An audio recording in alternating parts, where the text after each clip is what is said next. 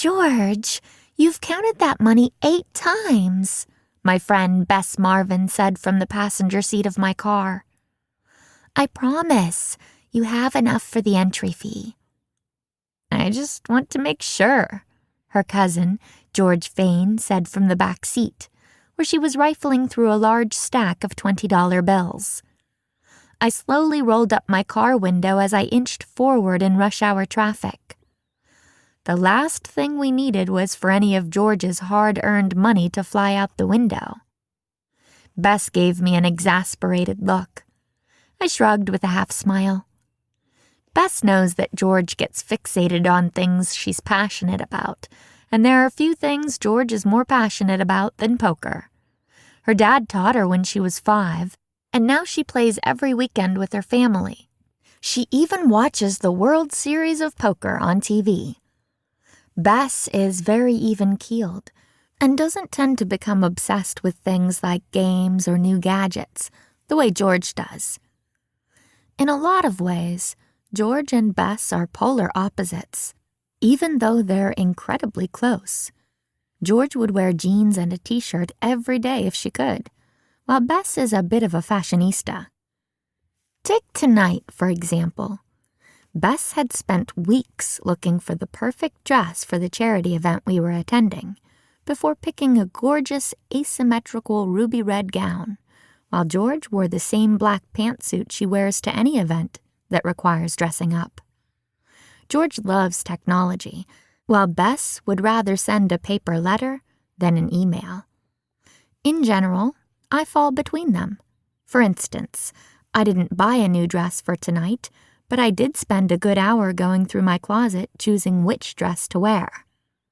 When it comes to obsessive behavior, however, I'm probably closer to George.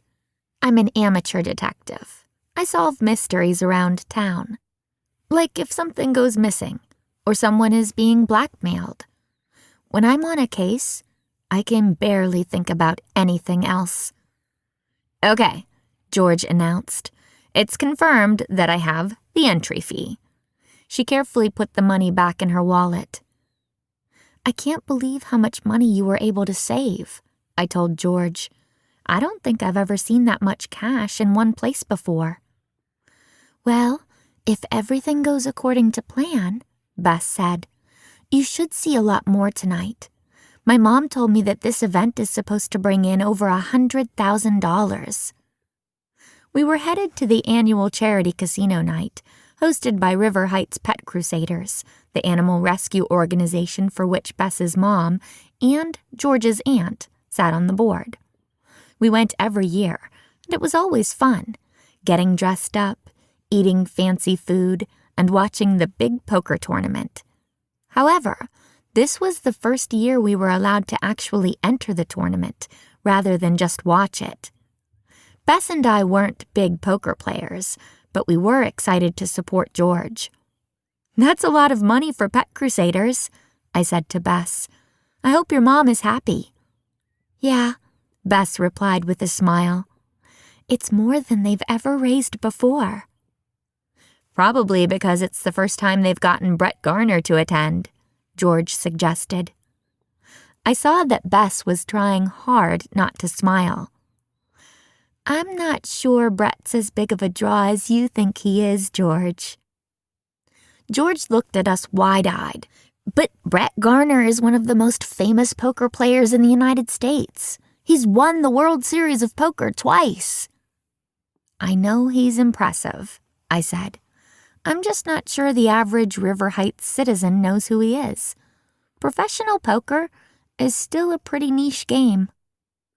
If Ned were here, he'd back me up, George grumbled. Ned Nickerson, my boyfriend, shared George's love of poker.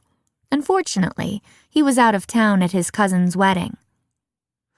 I think the event is so popular because it's on a boat this year, I said.